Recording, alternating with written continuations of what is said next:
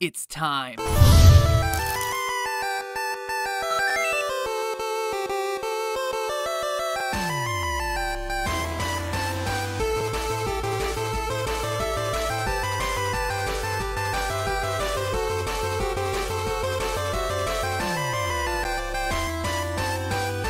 Hello, Internet! Welcome to Game Theory, where good things, or at least FNAF things, come to those who wait.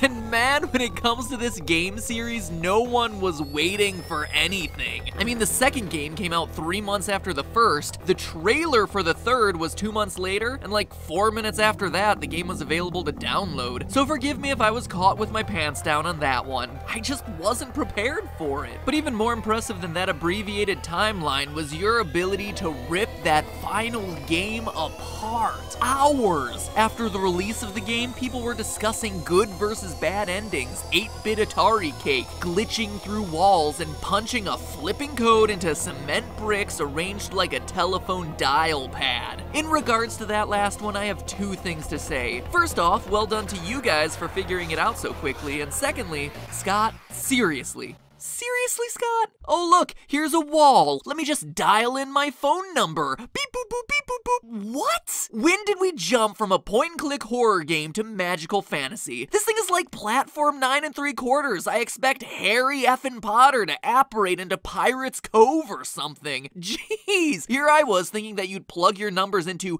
the one other place that you see numbers in this game, the bonus jump scare menu, or something, anything, but nope, dialing it into a wall makes so much more sense.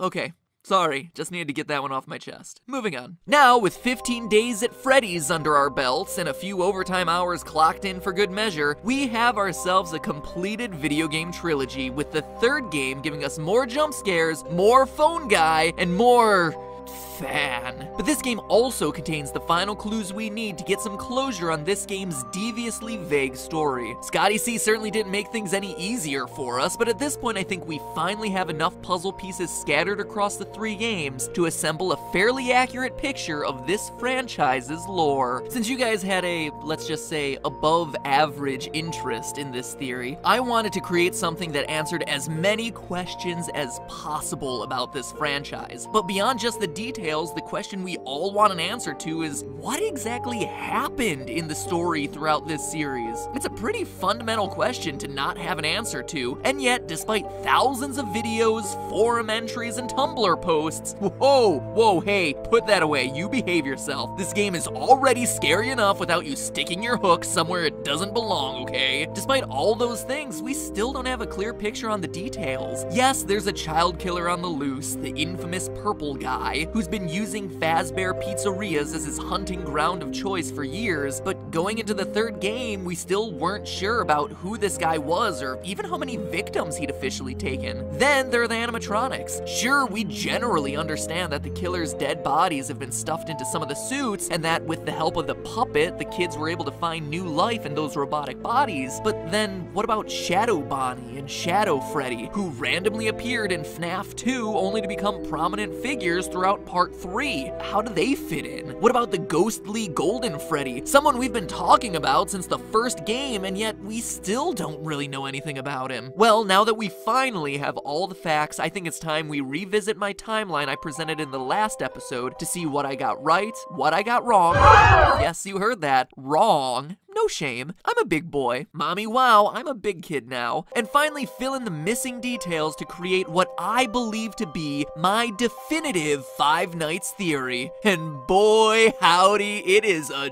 doozy. So strap in, theorists. You wanted it. You're about to get it. Overall, the timeline of the franchise I presented in the last video still holds strong. Decades before the name became a horror legend meriting its own theme park style attraction, Freddy Fazbear got his start at Fredbear Family Diner. It's here where our story begins as Purple Guy takes his first victim, something we see in the Take Cake minigame from Five Nights at Freddy's 2. What tells us that this is Fredbear's and first in the timeline? Well, as I said last time, in addition to it being a small space, the only character we see is Freddy, whereas all other minigames feature multiple animatronics. He's also holding a cupcake. Since that would later become Chica's signature item, the event depicted in this game must have come before she was created. Additionally, notice that the Purple Guy's murder takes place outside the building. This is the only time we see him murder someone outside the walls of a Fazbear building, which implies that this is likely his first victim. Serial killers often have what's known as a signature, a way of killing that's unique to him and him alone. For Purple Guy, his signature is dressing in an animatronic costume, then luring children to the back of the pizzeria and killing them there. But this murder occurs before he developed this particular style, implying that it's the first. From there, we know that the puppet jump scare that always follows this minigame, combined with the tear design on both the dead child and the puppet's mask, implies that the soul of the first child now exists in the puppet. The event caused the original owners to sell the Fredbear name, who then rebranded and avoided the negative PR, becoming what we know today as Fazbear Entertainment. They then opened a new chain of restaurants, which we never saw in the games until the release of Five Nights 3.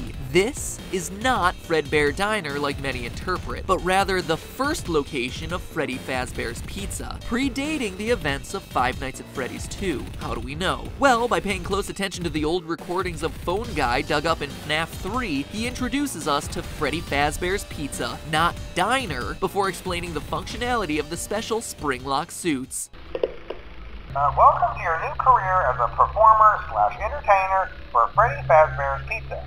Right now we have two specially designed suits that double as both animatronic and suit. He also lets us know that the animatronics are still allowed to walk around freely during the day, meaning that this is happening before the bite of 87, in which an animatronic bites someone during business hours, removing their frontal lobe and resulting in the animatronics being restricted to moving around only at night. For ease of operation, the animatronics are set to turn and walk towards sound cues.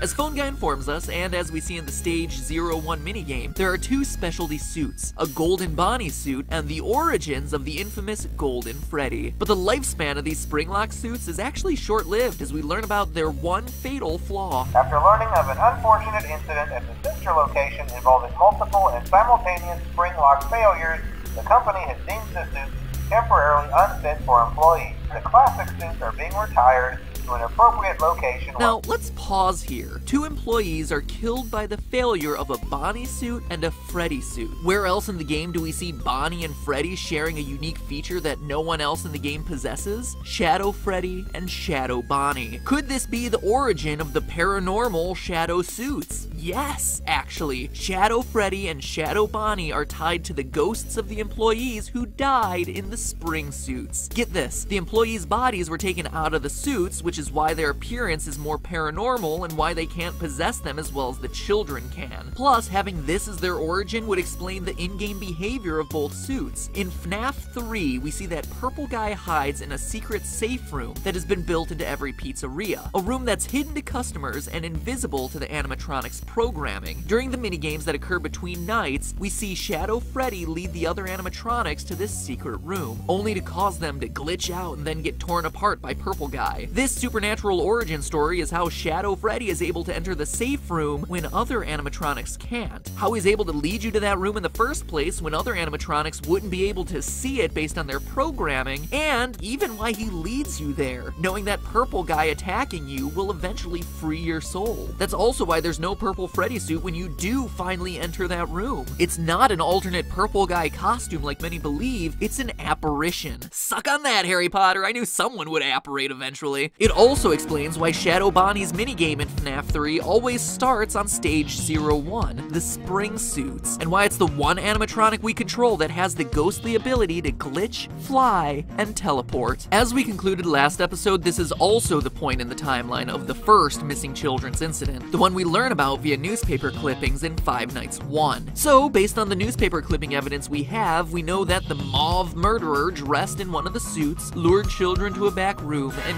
killed them. them. He's starting to develop his signature. But one nagging detail FNAF theorists have been wondering is what suit does he use for his disguise? The answer? Golden Bonnie. Why? Well, remember the phone guy saying the faulty suits were being retired to an appropriate location. There's a high likelihood they're being stored in one of the safe rooms in the restaurants. Plus, we hear in FNAF 2 that the purple guy has a habit of using a yellow suit. We had a spare in the back, a yellow one. Someone used it. But why not Golden Freddy? Phone guy tells us so at the beginning of Night 5 in FNAF 3. Management has also been made aware that the Spring Bonnie animatronic has been noticeably moved. My, what an oddly specific detail to include, Scott Cawthon. And remember, these tapes that play in FNAF 3 date all the way back to the first pizzeria location, which is why this detail is so important. It reflects Purple Guy starting to develop his signature killing pattern. From there, we know the rest of the story. Purple Guy kills the kids, stuffs the bodies into the suits to hide them, but as we read the paper, is caught on camera and arrested. Meanwhile, the puppet gives life to the children, and the angry spirits possess the robots. Or is that really how it goes? Let's go back to the Give Gifts, Give Life minigame. The children are lying there dead, and the puppet first tries to give them presents. Weird, right? Weird until you consider that his place is at the prize corner. Giving presents is the only thing he knows that can make children happy. It's a reflex. Remember, this is still a child's spirit in this puppet, but when that doesn't work, the puppet goes around one more time and does the only other thing it can think of. Put the bodies into the suits. You heard that right. In trying to save the children, he's the one hiding them in the animatronic suits. Not the killer like we've been assuming. But then what about the fifth child, as there's only 4 here? Well, as we pointed out last time, the fifth child is there too, appearing at the very end of the minigame and taking the role of Golden Freddy. But remember, Golden Freddy is a decommissioned spring-lock suit at this point, deemed too unsafe to be functional. The reason he's slumped over and can't move like the rest is that his endoskeleton has been taken out. He's in suit mode, not free roaming mode. He physically doesn't have the mechanisms in place to stand up and move. Possessed or no, a dead child's spirit just can't give a boneless suit the ability to stand. This also explains the lone naked endoskeleton that appears occasionally in both Five Nights 2 and Five Nights 1. An endoskeleton that once belonged to Golden Freddy. Whew, I know I made you wait for this one, so I knew I had to make it count. Heck, if there ain't a lot to cover. Still with me? Good, because we're ready for our next location. You see, since the puppet hid the bodies, no one knows they're in the suits until they start oozing and smelling, which, as we see in the papers, eventually gets the place shut down for health violations. The company tries to recover from, quote, the tragedy that took place there many years ago, but can't, and eventually is forced to shut its doors for good. This leads to the trailer for Five Nights at Freddy's 2. Finally, we're actually going to talk about a game in the series. Seriously, can you believe we've been going this whole time on locations that aren't even settings for the 3 main games? That is why this lore is so challenging, but also so interesting. Anyway, forgotten, dismantled, deactivated. These are the words you see at the beginning of the trailer. Back when the debate about whether this game was a sequel or a prequel to the first game, these words made it seem like a follow-up, that everything had been shut down since the first game, but it wasn't. These words are a reference to the business being closed down after that first missing children's incident. That's why posters everywhere in Five Nights 2 are all about the brand new Fazbear Pizza. It's the grand reopening after years of being out of business. That's also why the new toy animatronics have built-in facial recognition software to a criminal database. They need to be careful to prevent another incident, but as we know, it doesn't work. As we see in the Save Them minigame, 5 more children get killed in this new location. We know it's the new location because the minigame map's layout perfectly matches this new Fazbear business. We also know it couldn't have happened earlier in the timeline, as both the old animatronics and new toy robots are presented in the game. But this time, the puppet's solution isn't saving the kids, it's stopping the killer. He enlists the help of Freddy to try and SAVE ATHEM, leading the bear to the killer's location. Except Purple Guy came prepared, equipped with not a phone, but rather something to help him tamper with the animatronics. He knows that something fishy is going on with these robots, because he's been watching, studying. The puppet wants Freddy to save them, to which the killer's answer is only this: you can't. So how did the Purple Guy manage it when he had been caught years before? What about the bite of '87? How do FNAF 1 and 3 fit in? And most importantly of all, who is the Purple Guy? All that next week. Don't worry, I'll come back. I always do. In the meantime, it's all just a theory. A game theory. Thanks for watching. Make sure you don't miss part 2 by clicking subscribe. Well, honestly, you still might miss it. The subscribe button is really just a glorified bookmark button. But still, it's the best you're gonna get, so might as well do it. And while you're at it, you know what else you should click on? The link in the description for some free food delivered straight to your door, courtesy of NatureBox. Honestly, I love this service. NatureBox delivers boxes of snacks straight to your door. It's like having a year-long Santa Claus giving you tasty presents, or like those care packages your parents send you when you're away in school. It's awesome, and it's free if you go to naturebox.com/MattPat or click that link. They have over 100 snacks to choose from. Even as I write, I'm munching on some lemon tea biscuits and strawberry figgy bars. Seriously, look, here they are, so you know it's something I'm using myself. Anyway, it's free food that doesn't require you to leave your couch or break your game theory marathon. Sounds like a win-win to me, so check out naturebox.com/MattPat and start snacking.